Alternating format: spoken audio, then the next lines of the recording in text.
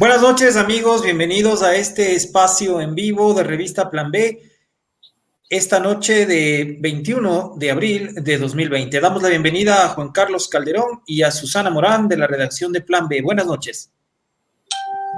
Buenas noches. Buenas noches, gracias.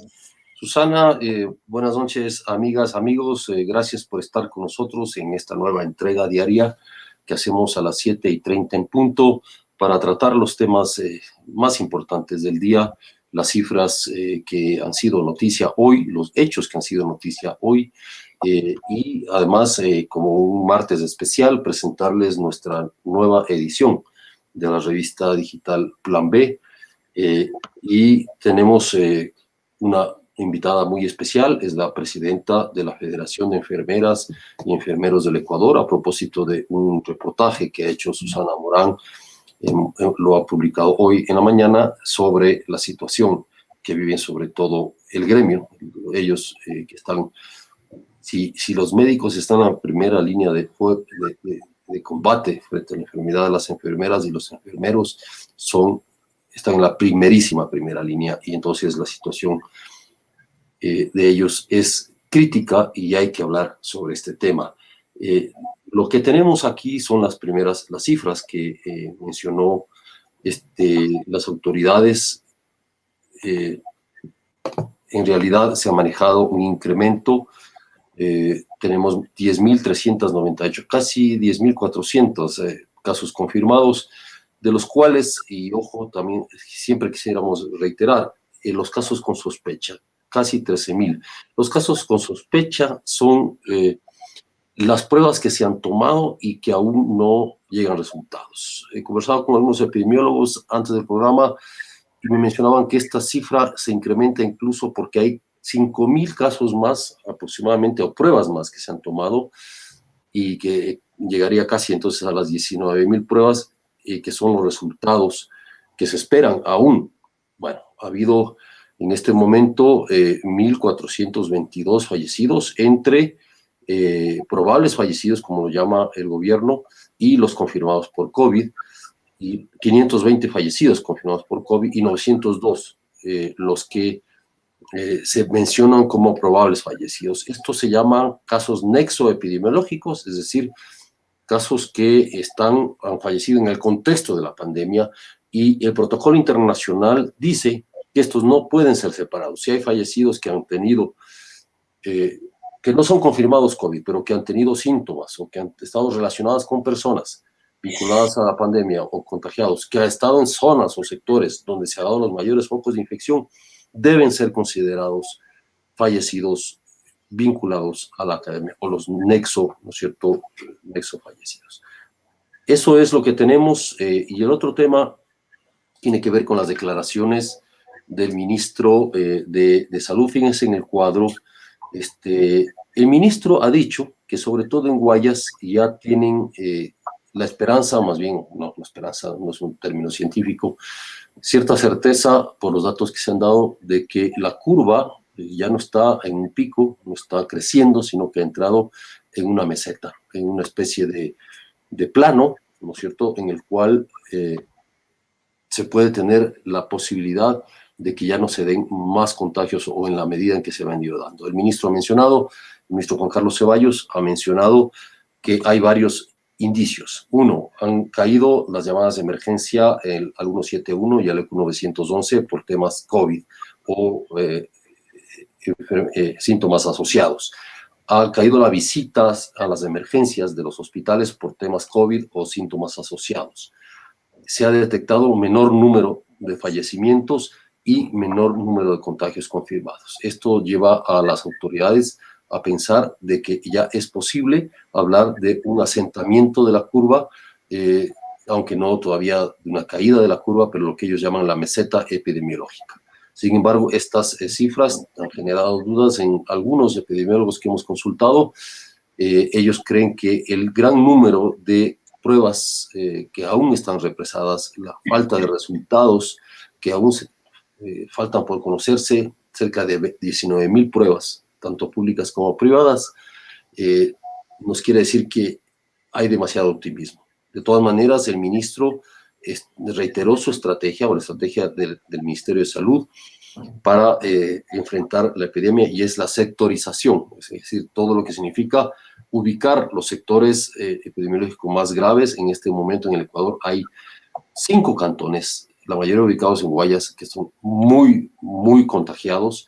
Hay 8 cantones que tienen un nivel de contagio alto, ¿no? O sea, los 5 son muy altos. Hay 8 cantones que tienen un nivel de contagio alto y 13 cantones que tienen un nivel de contagio medio a escala nacional. Con esa información, en este momento se están realizando las investigaciones, los estudios y las previsiones para definir la estrategia de cerco epidemiológico, para que no todo el mundo estemos encerrados, sino solamente las personas que son contagiadas o las poblaciones que son vulnerables al contagio, es decir, donde se ha desarrollado con mayor fiereza el virus. Esto se insisto, más o menos en toda la suma, entre muy alto contagio y medio contagio, suman cerca de 25 a 30 cantones en el Ecuador, cerca del 10%. Entonces, esa es la realidad. Sin embargo, los epidemiólogos alertan que, por ejemplo, solo en Guayaquil todavía hay parroquias muy populosas que no han tenido un nivel de contagio tan alto como otras, o San Borondón o el sur, o incluso la parroquia Tarqui. Hay otras parroquias de esta gran urbe que es Guayaquil y el Gran Guayaquil que no han tenido todavía contacto con el virus, y ellos temen que si hay una salida precipitada, ¿no es cierto?, de las personas, puede generarse una segunda ola de contagios. Todos los epidemiólogos siempre esperan una segunda ola de contagios, y esa es la realidad, Fermín, para las noticias del día. Así es, Juan Carlos. Bueno, este ha sido el balance de las medidas que han sido anunciadas esta semana. El día de hoy, quiero decir, por las autoridades. Recordemos también que mencionaron la posibilidad de que haya una apertura paulatina de actividades productivas. Para esto tendrían ya listos algunos protocolos. Y otra cosa que se mencionó hoy desde el gobierno es que se autoriza la movilización para notarías y funcionarios judiciales. Esto también de una manera controlada, no, de momento no hay una salida masiva ni en el Ecuador ni en ningún país del mundo. Tenemos también que los ecuatorianos ya pueden hacer facturación en línea. Este es otro anuncio que hizo en la mañana de hoy el gobierno. Vamos a pasar revista a otras noticias cortas. También hubo una declaración esta mañana de Jaime Nebot que dice: no podemos morir de coronavirus ni morir de hambre. Esto en la línea de diversos sectores que piden una salida controlada de la cuarentena. También se anunció hoy en Guayaquil que la alcaldía de Guayaquil y Claro lanzaron una aplicación llamada SoSafe. Esta aplicación, al parecer, es otra aplicación para celulares distinta de la que había anunciado el gobierno. Cada organismo seccional está pues tomando algunas medidas, ¿no? Vamos a pasar revista a la edición de revista Plan B de esta semana. Queremos mostrarles los temas más interesantes de nuestra edición, que está en línea desde ayer y que se ha completado el día de hoy.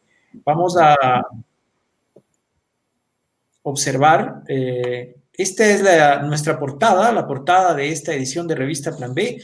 Ustedes pueden ver el minuto a minuto sobre el coronavirus. Esta es una de nuestras secciones más leídas, en donde actualizamos de manera permanente la información relacionada con la pandemia en Ecuador. Tenemos este tema titulado "Las enfermeras viven su propia crisis en Ecuador", de Susana Morán, que analiza la situación del gremio de enfermeras y enfermeros que trabajan en los hospitales. También hoy se planteó en la Asamblea Nacional si deben o no retornar todos los diplomáticos de cuota política. Esta es una propuesta de algunos legisladores que señala que hay 73 funcionarios de cuota política en el exterior que, si regresaran, podrían significar un ahorro de $15 millones. También así fue el retorno de 123 ecuatorianos desde México. Este es el testimonio de Chester Salazar del Pozo, con quien habíamos hablado ayer.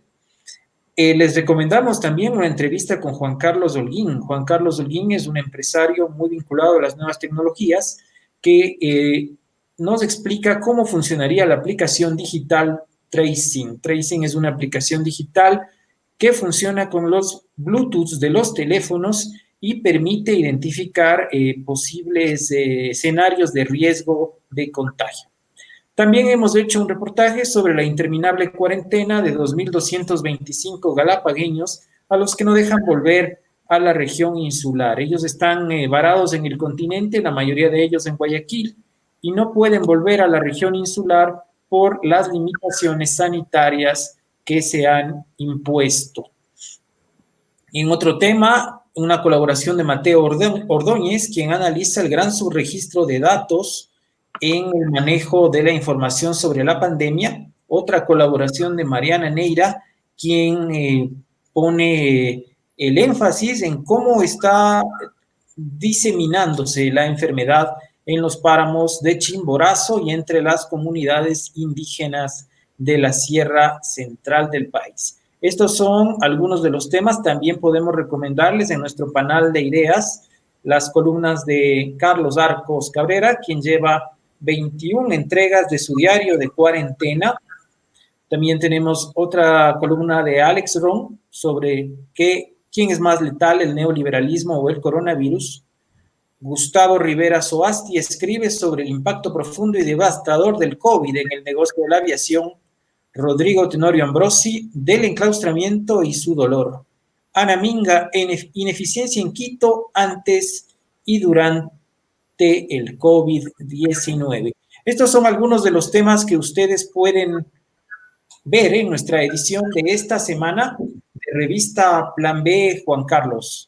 Agregaría dos noticias más que me parece que son importantes conocerlas o compartirlas. Primero, el anuncio de que Iberia ha reanudado ya o va a reanudar los vuelos a Quito, desde Madrid a Quito. Quito todavía sigue siendo el único aeropuerto que puede recibir y emitir vuelos internacionales. Y el primer vuelo será el 28 de abril con 288 pasajeros. La lista es grande, hay más de 316 personas que están esperando regresar desde España.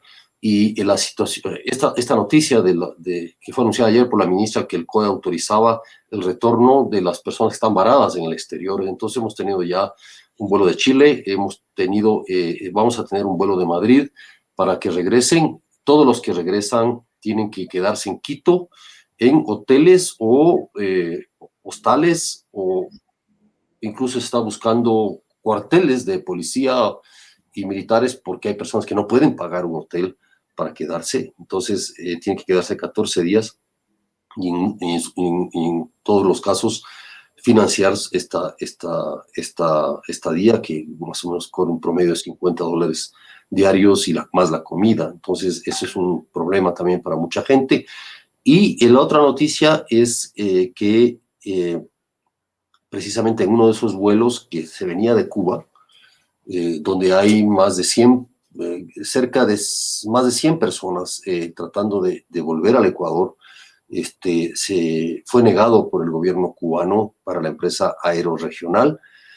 Hay un problema, la empresa que aquí se llama Aeroregional, en Ecuador tenía otro nombre, en Cuba se llamaba Global Air, y uno de sus aviones tuvo un accidente fatal donde murieron 100 personas. Y según investigaciones que precisamente las hizo Fermín en Plan B, las publicamos hace unos pocos meses, esta empresa levantó sus operaciones tanto en Cuba como en México y vino a parar aquí al Ecuador con otro nombre. Bueno, esta empresa iba a hacer el traslado desde La Habana a Quito, pero el gobierno cubano, que tiene un contencioso con esta empresa, porque al parecer no respondió por los fallecimientos y por los seguros de muerte, de vida ahí, no le dejó operar. Yo he tenido ya contacto con fuentes diplomáticas cubanas del Ecuador en Cuba y me han mencionado que no solo hay 100, hace pocos minutos, que no solo hay 100 personas que están varadas por diversas circunstancias, sino también médicos ecuatorianos, cerca de 40 médicos ecuatorianos que están haciendo posgrados en Cuba que desean venir al Ecuador a apoyar en la lucha contra el coronavirus.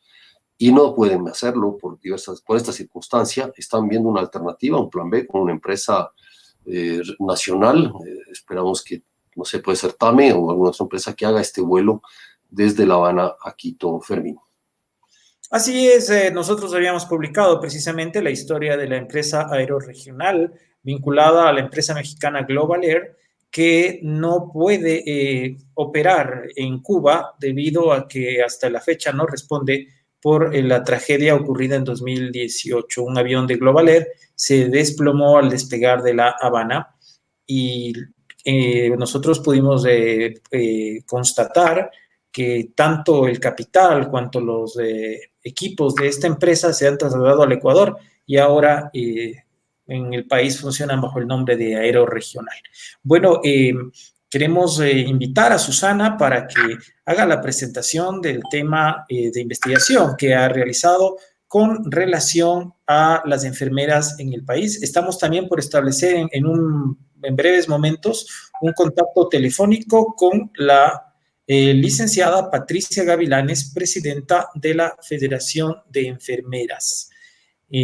Susana. Gracias, Fermín. Buenas noches, amigos que se han conectado a esta transmisión.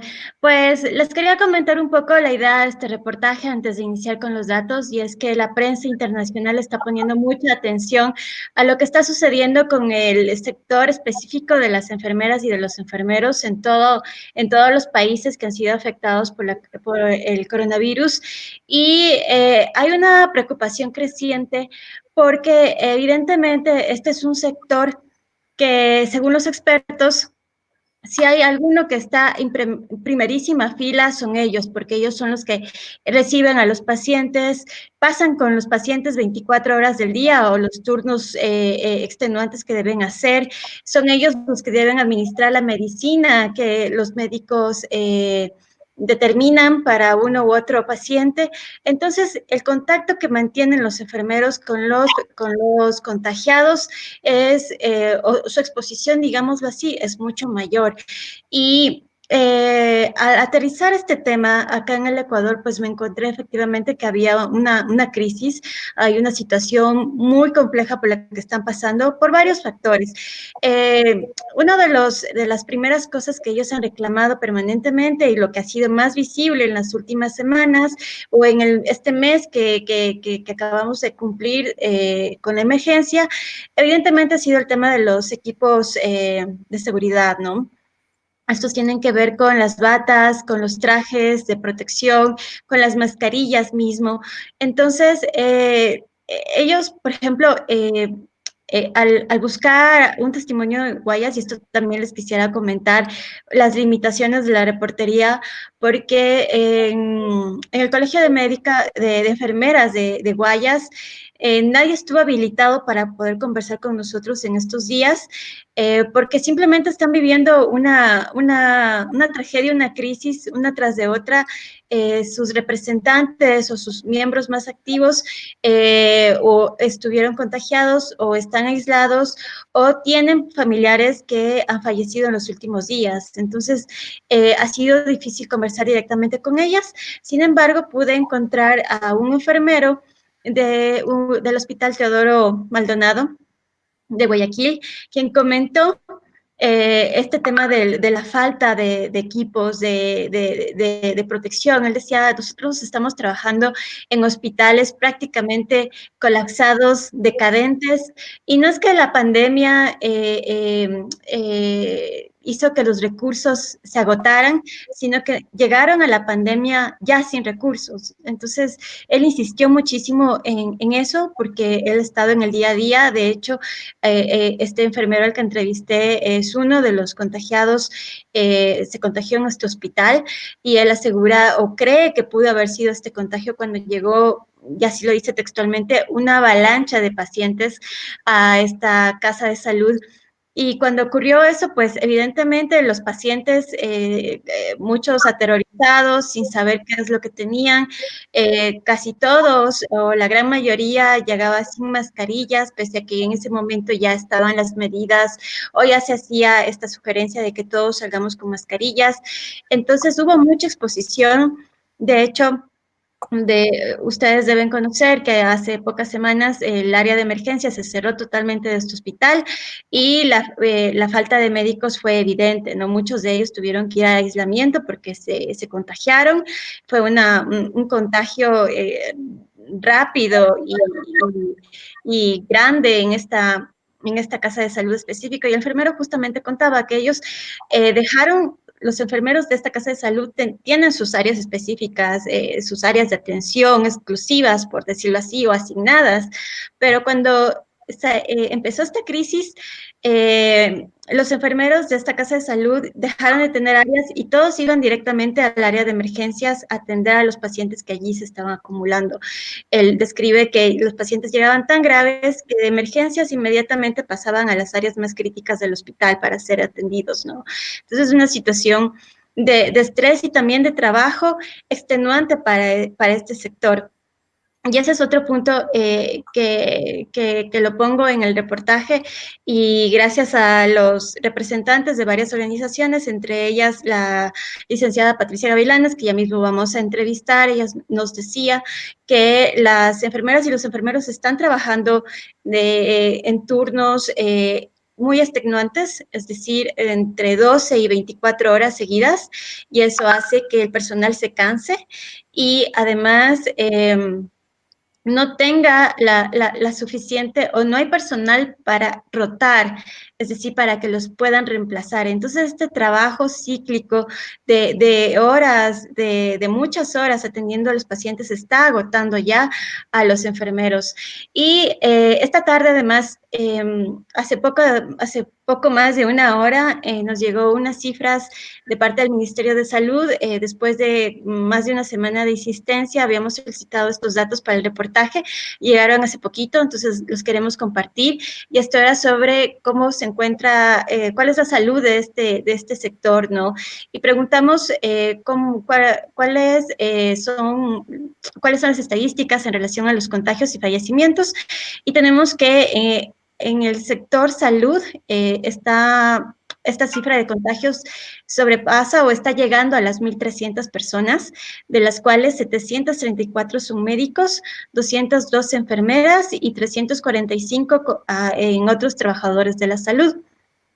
En fallecimientos, según cifras oficiales del Ministerio de Salud, hay 30 personas que han fallecido durante esta emergencia. 19 de ellas son médicos, 2 de ellas son enfermeras y 9 son otros trabajadores de la salud, ¿no? Entonces, aquí yo quisiera un poco contraponer las estadísticas porque según el Colegio de Enfermeras del Guayas, al menos 10 personas de este gremio han fallecido durante esta crisis. Evidentemente, la contraposición o los datos contradictorios han sido evidentes a lo largo de esta emergencia y en este caso no es la excepción, ¿no? La misma federación, la misma licenciada Gavilanes nos contaba que ellos estaban haciendo su propia encuesta para identificar cuántos personas han sido o no contagiadas y fallecidas a lo largo, ¿no? Se dice que también hay muertes en la provincia del Oro, bueno, eso todavía se está recabando esa información. Susana, estamos ya en contacto con la licenciada Patricia Gavilanes, quien se encuentra disponible, lista para comentar este reportaje. Licenciada Gavilanes, buenas noches, ¿nos escucha? Buenas noches, muchas gracias por la invitación. ¿La escucha muy bien? Nos escucha, perfecto. ¿Va usted a conversar con Susana y con el equipo? Susana. Licenciada, muchas gracias por atender esta entrevista. Usted me comentaba que ayer tuvo una reunión con varios dirigentes de las provincias, dirigentes de enfermeros y enfermeras en las provincias. ¿Cuáles son los últimos datos que usted nos puede compartir sobre la situación de ellos en el país? Bueno, muchas gracias por la invitación. En realidad para nosotros como Federación Ecuatoriana iniciales, es muy preocupante la situación que está pasando con nuestros profesionales de enfermería. Por eso hemos hecho a nuestras autoridades, al presidente de la República, a autoridades del Ministerio de Salud Pública, del IES, donde estamos pidiendo seguridad, garantía y protección para nuestros profesionales de enfermería y en general para los profesionales de la salud. Como usted bien había dicho, ha hecho un resumen muy claro de cómo está realmente la situación de enfermería y del personal. El personal de enfermería requiere una especial protección al ser profesionales responsables del cuidado de los pacientes. Pues las enfermeras y enfermeros están al cuidado de los pacientes las 24 horas del día. Y lo que nosotros siempre hemos pedido es, está bien que somos cuidadores, por lo tanto también hay que cuidar a los cuidadores, porque caso contrario, ¿qué se haría con los pacientes? Entonces, por lo tanto, yo creo que lo que estamos nosotros solicitando a las autoridades es justo para todos los profesionales de la salud y específicamente para las enfermeras. Estamos pidiendo dotar el número suficiente de personal profesional de enfermería con la finalidad de garantizar la menor carga laboral que tienen en este momento los compañeros de enfermeros, y también de esta manera pues se le está dando un poco más de seguridad y también de descanso. Había escuchado los datos que el Ministerio de Salud el día de hoy le había manifestado, pues realmente no concuerda con lo que nos han manifestado del Colegio de Guayas. Habla de dos fallecimientos de las enfermeras. Guayas está manifestando de que son 10 enfermeras. Para nosotros realmente la muerte de una enfermera o la muerte de un profesional es una tragedia muy grande, ¿no? Porque las enfermeras están muriéndose en su labor, en su trabajo, haciendo su trabajo. Tomemos en cuenta que también las enfermeros son seres humanos y que también tienen sus familiares. Y nosotros queremos hacer llegar una excesiva condolencia de parte de la Federación Ecuatoriana de Enfermeras a los familiares de nuestros colegas que han fallecido. Realmente para nosotros es una tragedia. Estamos solicitando nosotros de una manera inmediata que se contrate enfermeras, enfermeros, específicamente más en la provincia del Guayas, que es donde más pacientes tenemos, ¿no? Porque hay enfermeras que se encuentran en aislamiento, hay enfermeras que están dentro de los grupos vulnerables. Entonces, ¿qué tenemos que hacer ya? Tener listo un grupo de enfermeras que estén ya inducidas para ya realizar el respectivo relevo. Eso es lo que estamos pidiendo. Pero que los contratos no sean de 3 ni de 4 meses, sino que les den un poco más de garantías a las enfermeras y enfermeros que quieren ir a trabajar, pero por lo menos de 1 año, de 2 años, que tengan garantías, porque para 3 meses ir a trabajar directamente con pacientes COVID es muy difícil para ellos. También deben entender que como seres humanos también tenemos temores, tenemos miedos al contagio, y más que todo, no el miedo a cuidar al paciente, sino el miedo a contagiar a nuestra familia. Por eso es lo que también... Sobre eso le quiero hacer una consulta. Enfermeros que están directamente atendiendo a los pacientes. Eso es lo que estamos pidiendo de una forma inmediata. Licenciada, tenemos una de Susana. Adelante, Susana. Le quería preguntar, usted justamente nos decía en el reportaje que el 95% de este sector son mujeres en el Ecuador, y esto también implica otros factores adicionales que se están presentando durante esta emergencia. Por ejemplo, una colega suya de Azuay nos comentaba justamente la situación de varias enfermeras en esta provincia que han tenido que encargar a sus niños hasta con los vecinos, porque las enfermeras tienen miedo de contagiar a su familia y prefieren dejarlos de esa manera antes que ella estar directamente expuestos con esto. ¿Qué conoce? ¿Esta situación se podría trasladar al ámbito nacional? Es decir, ¿eso está pasando en cada provincia? Las madres enfermeras están dejando a sus niños al cuidado de otros familiares, de vecinos, para evitar los contagios. Sí, inclusive hay enfermeras que trabajan en otras provincias. Por ejemplo, hay enfermeras que trabajan en la provincia, son de la provincia de Cotopaxi y van a trabajar en la provincia de Tungurahua. Primeramente por el toque de queda, por su horario, no pueden regresar a sus casas. donde sus familiares. Ellos están hospedando o están arrendando un cuarto o lo que sea y no están regresando a sus hogares. Entonces son situaciones que están viviendo cada una de las personas, de los profesionales, que en realidad es muy triste, diríamos así, porque además muchas de las madres, muchas de las enfermeras y enfermeros también que son padres, más bien han decidido un poco aislarse.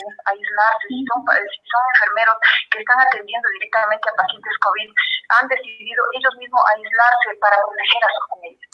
Entonces también un poquito de llamado a la ciudadanía de que está bien que son enfermeros, enfermeras, profesionales, están atendiendo directamente al paciente, como que hay un poquito de rechazo, como hay un poquito de miedo al profesional de enfermería o a los mismos profesionales, pensando de que se les va a contagiar. Yo creo que los profesionales de la salud estamos preparados, inclusive para estar afuera de las unidades operativas, y igual manejamos las prendas de protección de la manera más correcta y por lo tanto no vamos a contaminar o contagiar a ninguna persona. Así es, justamente sobre las prendas de protección, hemos estado registrando que al pasar muchas horas, digamos, con estas prendas, hacen que también las enfermeras se cansen más, ¿no? Hay que entender que estos equipos implican varias seguridades y eso evidentemente... o sea, estar cubiertos todo el tiempo los ha deshidratado. Entonces hay casos de deshidratación, incluso de problemas en la piel por el uso de tantas horas, digamos, de estos equipos que así deben hacerlo, pero también hay estos problemas que deberíamos contarlos, ¿verdad? Sí, por eso nosotros estamos pidiendo también que dentro de las horas de trabajo haya el suficiente tiempo para descanso, para su alimentación, para hidratación, para sus necesidades. Deben haber relevos entre los turnos y estamos diciendo como federación que no deben haber horarios exclusivos porque están con prendas de protección que no pueden cambiarse a cada momento. Por eso son horas que tienen que pasar en su trabajo y estamos diciendo, por favor, denles el tiempo suficiente de descanso y con relevo inmediato. No 24 horas de trabajo para las enfermeras y enfermeros. Está bien, en la noche sí aceptamos las 12 horas, porque en realidad en la noche es muy difícil por el traslado y todo, pero en el día debería ser máximo 8 horas para las enfermeras y darles el descanso suficiente. Eso es lo que nosotros estamos diciendo. Así es, y también nosotros hemos visto algunas protestas que se han dado sobre todo en Guayas en las últimas semanas, ¿no? Las enfermeras incluso han paralizado sus actividades junto con otros miembros del personal de salud justamente por no tener estos equipos de seguridad. Sin embargo, ya salen totalmente, o todos salen totalmente cubiertos sus rostros, incluso los cubren con carteles para evitar un poco ser identificados, lo cual denota que existe un miedo en el sector a poder expresar justamente esas situaciones por las que están pasando. ¿Ustedes tal vez están pidiendo algo específicamente sobre este tema? Sí, en realidad hemos visto en algunas provincias, hemos visto en Guayas, hemos visto en El Oro, en las protestas de las colegas y colegas de los enfermeros, y no solamente enfermeros, sino profesionales de la salud, en donde tienen su derecho de protestar y decir, necesitamos protección y garantía para atender a los pacientes. No están diciendo no queremos atender, simplemente están pidiendo garantías, están pidiendo equipos de protección que los mismos lineamientos del Ministerio de Salud Pública han dado lugar. O sea, están diciendo qué necesitan para entrar a atender a un paciente. Y pienso que han sido minutos que ellos han protestado e inmediatamente han ido a atender a sus pacientes, porque uno de los objetivos principales de las enfermeras y enfermeras es la atención al paciente, atención integral al paciente. De ninguna manera han dejado de atender. Ellos simplemente, los enfermeros, lo único que han dicho es, por favor, necesitamos garantías para trabajar, necesitamos seguridad, necesitamos protección. Eso es lo que están pidiendo. Y pienso que la Constitución también dice, o sea, así como tenemos deberes, también tenemos derechos. Y también por ser profesionales también necesitamos todo lo que estamos solicitando en este momento. Y yo creo que las garantías es lo más indispensable en este trabajo, tomando en consideración que también los profesionales de la salud, enfermeras y enfermeros, también están en peligro de contagiarse. Ya se ha visto los contagios, ya se ha visto que hay muertes, hay personas en aislamiento, entonces las autoridades está bien que han hecho ya bastante, pero también les falta todavía proteger a los profesionales de la salud, en este caso a las enfermeras y enfermeros. Listo. Juan Carlos tenía una pregunta también para usted. Buenas noches, licenciada Gavilanes, le saluda Juan Carlos Calderón. Yo tenía una pregunta más bien desde el punto de vista profesional para quienes no han sido contagiados o no estamos afectados, no hemos ido a un hospital. ¿Cómo es vivir en un hospital con coronavirus? ¿Cómo es trabajar ahí? ¿Qué pasa con los pacientes? ¿Cómo ven ustedes la situación dentro de los hospitales desde el punto de vista humano? ¿Qué es lo que se está viviendo? Bueno, desde el punto de vista humano, los pacientes tienen temor, ¿no? Tienen mucho temor, mucho miedo porque esta enfermedad es tan peligrosa que uno piensa pues en lo peor, ¿no? Uno piensa en la muerte. Realmente los profesionales de la salud pues se les da todo el apoyo psicológico, el apoyo que uno como persona se le puede dar al paciente para que salga adelante. Pero en realidad hay temor de lado a lado, tanto del paciente como también del profesional. Licenciada, para finalizar, ¿qué es lo que usted opina con relación a la versión oficial? El ministro de Salud ha señalado que el gobierno está entregando todo el material de protección necesario y que si los profesionales de la salud, tanto médicos como enfermeros y enfermeras, cumplen con el uso adecuado de estas prendas, la posibilidad de contagiarse, ha dicho el ministro, es muy baja. ¿Usted está de acuerdo con esta apreciación del ministro?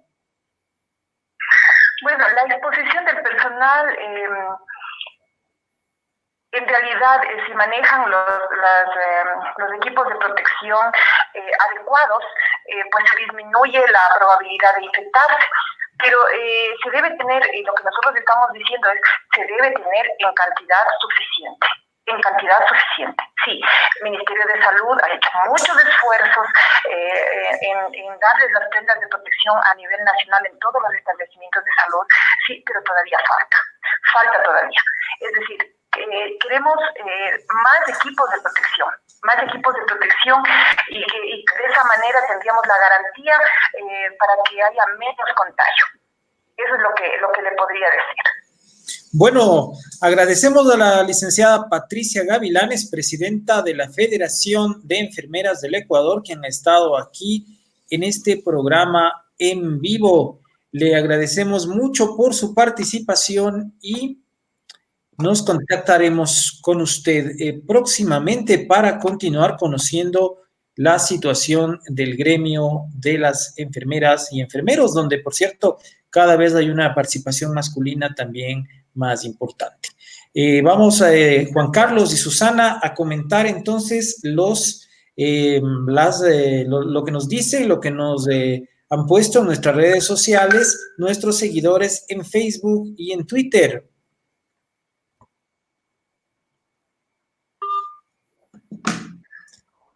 Vamos a ver algunos de los comentarios entonces que estamos recibiendo a través de nuestras redes sociales. Mercedes del Rocío nos dice en Facebook, saludos a ti, Mercedes, gracias por seguir nuestro programa.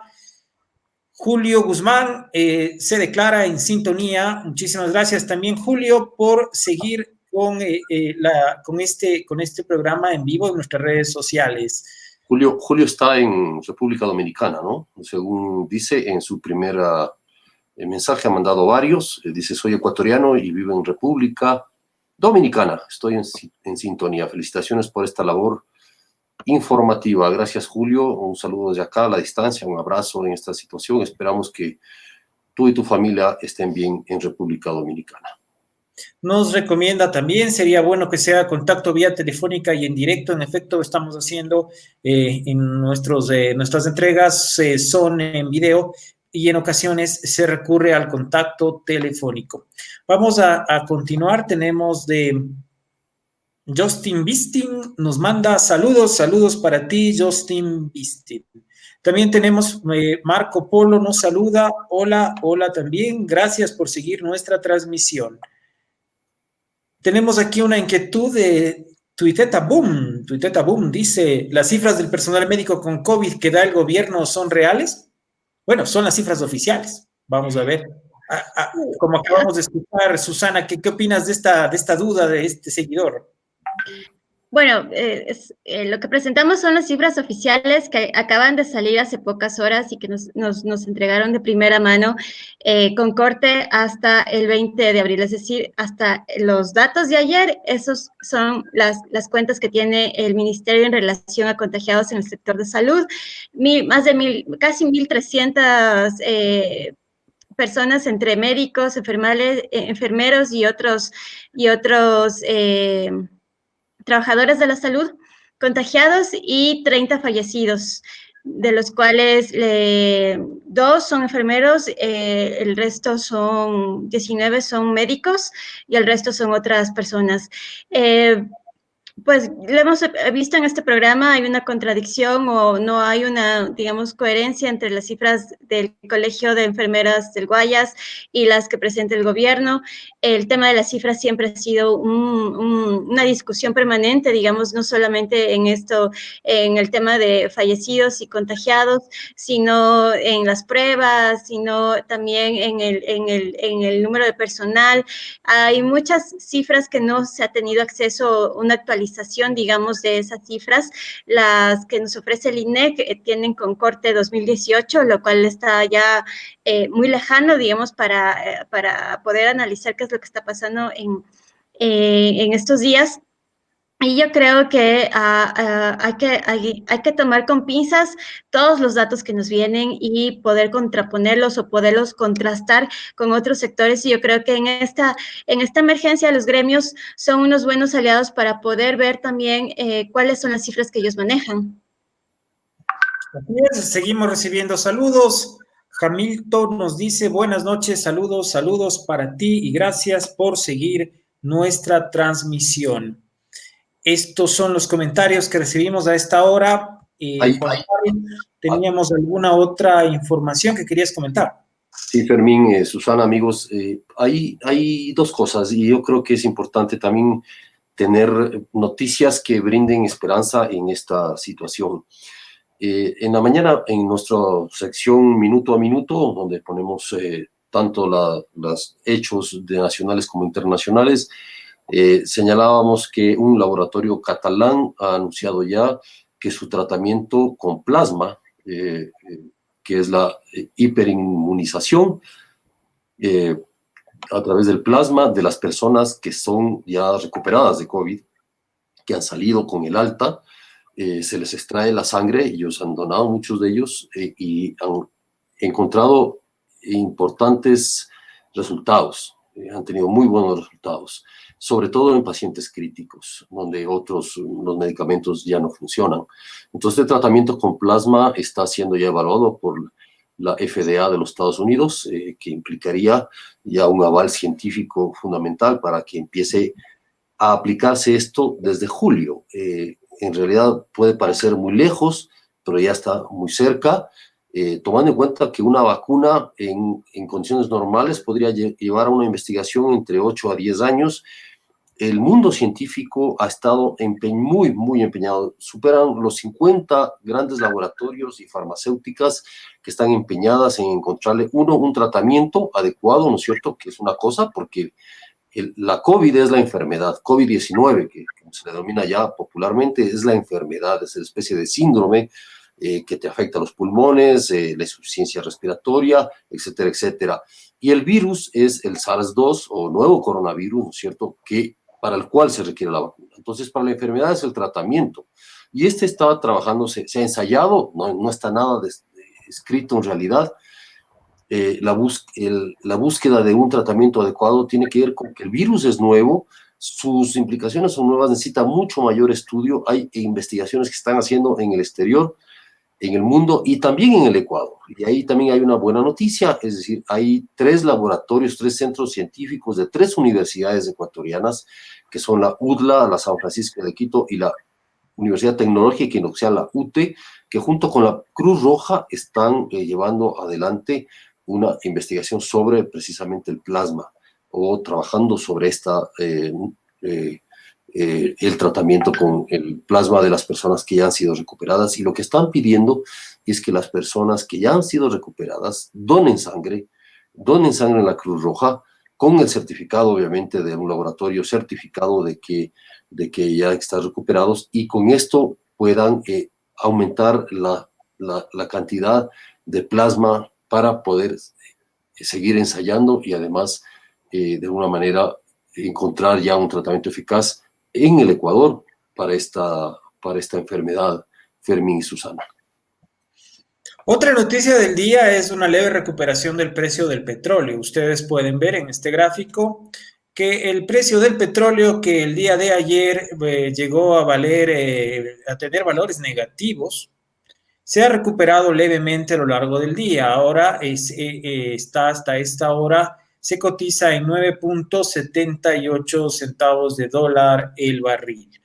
Recordemos que el mercado petrolero es un mercado muy volátil, se trata de una especie de bolsa en la que los valores del precio del petróleo fluctúan de manera permanente, pero a pesar de estas fluctuaciones, ayer el presidente Moreno ha advertido que si el petróleo sigue en estas condiciones, en esos valores tan bajos, probablemente va a tener que considerarse bajar el sueldo de los funcionarios públicos. Y sobre esto, el presidente y el alto gobierno se bajaron el sueldo a la mitad, pero no hemos visto hasta el momento ninguna respuesta similar, ni en el Poder Legislativo, ni en el Poder Judicial, ni en ninguno de los gobiernos autónomos descentralizados. ¿Ustedes creen que lleguemos a ver que el resto de funcionarios del Estado se bajen el sueldo como propone el gobierno?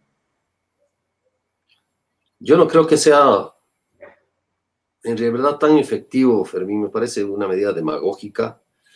No, es una medida simbólica en realidad. No aporta ni quita nada en esta circunstancia. La política económica no es por ahí. Estos gestos heroicos, entre comillas, que hacen los altos funcionarios, en realidad son eso, gestos heroicos. El tema va por otro lado. La Asamblea está discutiendo este momento en sus diversas comisiones, y están acudiendo tanto los ministros de Trabajo como el ministro de Economía, bueno, acudiendo virtualmente, digamos, a las sesiones que además se están transmitiendo en vivo. Los que quieran seguir en vivo a través de Facebook, en la cuenta de la Asamblea Nacional del Ecuador, se transmite en vivo todo el manejo de las comisiones. Hay comisiones que incluso tienen cuentas propias en Twitter, en redes sociales, en Twitter, en Instagram, en Facebook, y pueden seguirlas. Y ahí han acudido los ministros un poco a explicar qué es lo que ha planteado el gobierno en estos dos proyectos de ley. El uno, que se llama humanitario, de ayuda humanitaria, donde se plantea crear un fondo, un fideicomiso manejado por empresas, por personas particulares, aunque sean dineros públicos. Eso se está debatiendo. Esto no es legal, por lo menos no es constitucional, pero lo que tenemos es que hay unas tablas donde se han planteado la rebaja de salarios desde el sector público, pero además una contribución especial desde el sector privado de las personas que ganan desde más de $500 al mes.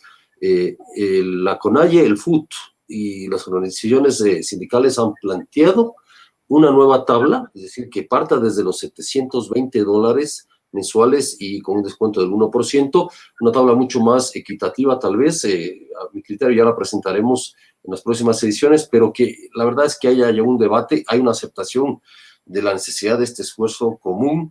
Lo que está en juego también es la transparencia de estos recursos y cómo y dónde se van a utilizar. Esas son las inquietudes desde los políticos como Jaime Nebot, donde dice cómo va a garantizar el gobierno de que esto se mueva bien. Tenemos la pésima experiencia del terremoto de hace 4 años de Pedernales, donde según versiones incluso de empresarios manavitas, una empresaria manavita, que el 90% de las aportes se habían prácticamente desaparecido o mal usado. Eso es lo que está pasando. No sé, Susana, si tienes un criterio al respecto. Bueno, más que bajarse el sueldo, yo creo que hay temas urgentes, hay decisiones apremiantes en diversos frentes, porque cada uno tiene su complejidad y cada uno tiene que establecerse políticas claras, planes de acción súper claros, y no solamente eso, sino rápidos para responder a la emergencia. Estoy por sacar una entrevista ya mismo con un experto en cárceles, por ejemplo. El tema carcelario es un tema que está allí, que es un pendiente, que todavía no sabemos exactamente qué decisiones va a tomar el gobierno respecto a propuestas de sectores sociales, políticos, pero también de organismos internacionales de reducir el número de internos, por ejemplo, en las cárceles. Yo creo que esa es una decisión que debe estar sobre la mesa y que debería tomarse rápidamente. Hablamos de alrededor de 40.000 personas en las cárceles del país, con un hacinamiento importante, y estaba yo hablando con Julio Ballesteros, que es el experto en este tema, y él decía que solo en las cárceles de Guayas, de la provincia de Guayas, existen 450 personas muy vulnerables, es decir, aparte de tener problemas respiratorios o tener este tipo de dolencias, tienen tuberculosis, y una persona con este tipo de infección, es decir, si es que llegase a infectarse de COVID, simplemente es una bomba dentro de estos centros penitenciarios, porque todos están, los enfermos más vulnerables no están separados, sino que están en todos, o sea, en todos los pabellones dispersos, y eso haría, digamos, que una situación crítica, o sea, que con un contagio se vuelva una situación en realidad muy crítica, ¿no? Entonces, se está... Al respecto de lo que comentas, en el Perú ayer se había planteado, el gobierno peruano ha planteado un indulto para los mayores de 60 años, para las personas que tienen enfermedades graves, para aquellos a los que les faltan solo 6 meses de condena, para las madres que tienen hijos. Yo creo que el gobierno, el ejecutivo, puede utilizar la potestad que tiene de indultar para ver si de alguna manera combate el hacinamiento carcelario antes de que tengamos una tragedia humanitaria en las cárceles también. Exactamente, el indulto es una de las opciones que justamente se puede plantear, y otra cosa también es esta forma de aislar, digamos, o ya de separar a las personas más vulnerables, para que en caso de un contagio no se extienda, digamos, no llegue a estas personas que evidentemente no van a tener cómo responder frente a esto. Hay que pensar también cómo son nuestras cárceles, donde las limitaciones de salud son increíbles, ¿no? Apenas hay unos consultorios que pueden atender cosas muy superficiales o nada complejo. Entonces, sacar enfermos de las cárceles en realidad va a ser un problema muy grave. Juan Carlos, hay 2 comentarios, no sé si quieres responderlos.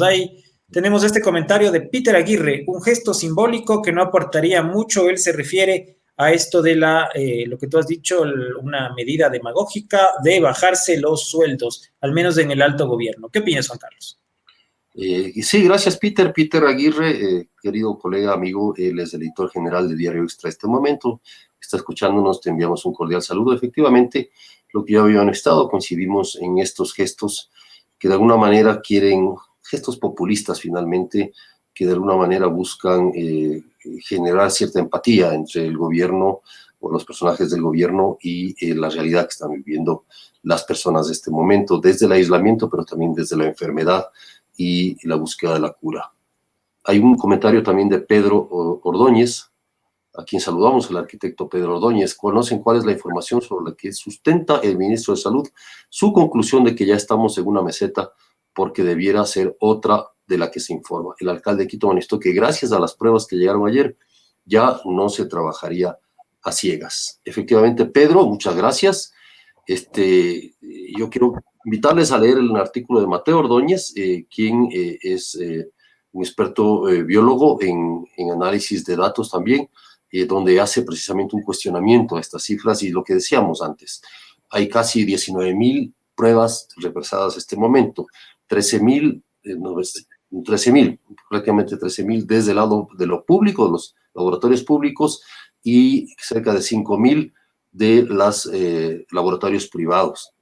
Una cosa es tomar las pruebas y otra es tener la capacidad de procesamiento. Ante la acumulación de pruebas, que más o menos una prueba PCR dura para un resultado entre 4 a 6 horas, ¿sí? Bien hecha. Además hay que hacer bien las pruebas, hay que tomar bien la muestra. El ministro explicaba hoy que solamente le montaron el laboratorio que se montó en el Instituto Nacional de Investigación de la Salud. Duró tres días de capacitación a técnicos que ya están capacitados en laboratorio, que tienen experticia en laboratorio. Entonces, eso es más complicado. Ese represamiento de las pruebas hace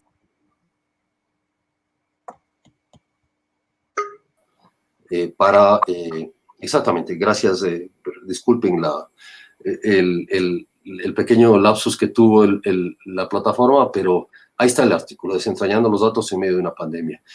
Este es un tema que preocupa en realidad. O sea, el ministro ha mencionado, o sea, en general, hoy la intervención del ministro fue bastante retórica en el sentido de que no presentó un solo dato.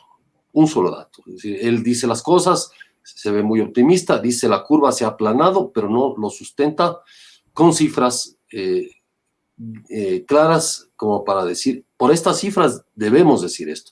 Él ha mencionado que han bajado los casos de emergencias, no ha mencionado una sola cifra, ha dicho que han bajado las llamadas, no ha mencionado una sola cifra. Sería bueno que los voceros mencionen las cifras, en qué sustentan, porque todo el mundo todos tenemos derecho a esta información. Esta superposición, pues, déjale por favor, Fermín, el cuadro, esta superposición, ¿no es cierto? Exactamente, de las curvas, de dos curvas con fecha de inicio y dos fechas diferentes. Miren la diferencia.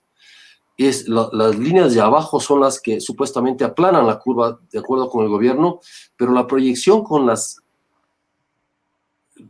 resultados y cómo se han comportado los resultados de acuerdo a las pruebas, da esa otra proyección, la curva de arriba. Entonces, no es que la meseta se haya bajado, se haya aplanado o se esté aplanando. Tal vez sería bueno, mañana tendremos más información, les confirmamos que tendremos mayor información sobre el tema, pero ahí hay un problema.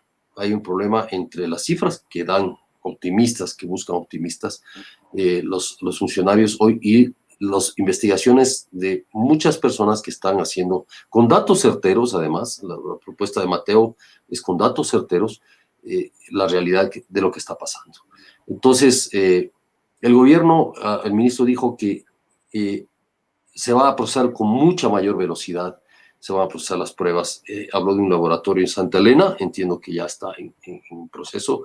Desafortunadamente, a veces el gobierno anuncia primero, ¿no es cierto?, para crear expectativa y luego demora algún tiempo en concretarse, pero esa es la realidad. Lo que vamos a tener ahí en adelante son resultados distintos dependiendo de las pruebas, los resultados vayan apareciendo. Eso es lo que tienen que dar las autoridades. Igual en el tema de los fallecidos, ¿no es cierto? Y esta apertura que se quiere dar ya al aislamiento, mucha gente está ansiosa. Ayer vimos lo que pasó en San Borondón, hoy se repitió con menos intensidad, pero se repitió. En Quito también hay una cantidad. Susana, hoy estuviste en el banco, entiendo. También había un montón de... Increíble las filas. Nada, yo vivo en el sector de Carapungo, en el norte de la ciudad. Ustedes habrán escuchado, Calderón, Carapungo es uno de los sectores más populosos de la ciudad y también uno de los más conflictivos en relación al tema del aislamiento social, ¿no es cierto? Acá tenemos numerosos casos de contagios y, sin embargo, en la mañana en el banco había una vuelta que daba... Al banco daba vuelta. Había dos vueltas alrededor del banco de personas que estaban esperando, haciendo fila para sus trámites, ¿no? Y a esas personas se les unía a las personas que iban a hacer compras al supermercado. Entonces, hubo mucha congestión de personas en este sector. Pese a que las autoridades locales e incluso nacionales nos llamaron la atención para que no salgamos de esta forma tan masiva, ¿no? A hacer distintas gestiones, que las busquemos hacer online o tratar de dosificar, pero no acudir a estos lugares donde hay mucha presencia de personas porque puede ser un foco de infección. Bueno, muchísimas gracias a nuestros seguidores, muchísimas gracias a Susana Morán de la redacción de Plan B. Y les invitamos a continuar siguiendo nuestro espacio en redes sociales a través de Facebook, de Twitter y el reprise que también se realiza a través de nuestra cuenta de YouTube. Por mi parte ha sido todo, Juan Carlos, Susana. Gracias, Fermín, gracias, Susana. Nada más, ya lo colocaremos en nuestro minuto a minuto. Una noticia de la CNN que acaba de publicar a las 7:40, hace pocos minutos, donde dice lo siguiente: los pacientes con coronavirus que tomaron hidroxicloroquina, es decir, el famoso Plaquenil, un tratamiento promocionado por el presidente de Estados Unidos, Donald Trump, no fueron menos propensos a necesitar ventilación mecánica y tuvieron tasas de mortalidad más altas en comparación con aquellos que no tomaron el medicamento, según un estudio de cientos de pacientes en la Administración de Salud de Veteranos de los Estados Unidos. En el estudio, 368 pacientes, 97 que tomaron hidroxicloroquina o Plaquenil tuvieron una tasa de mortalidad del 27%. Con eso me despido.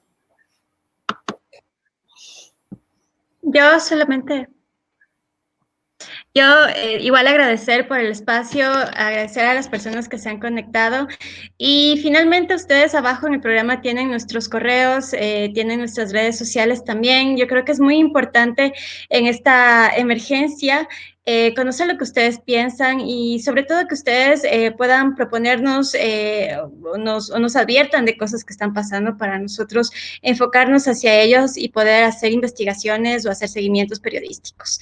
Esa es la invitación y bueno, gracias por conectarse esta noche también con nosotros.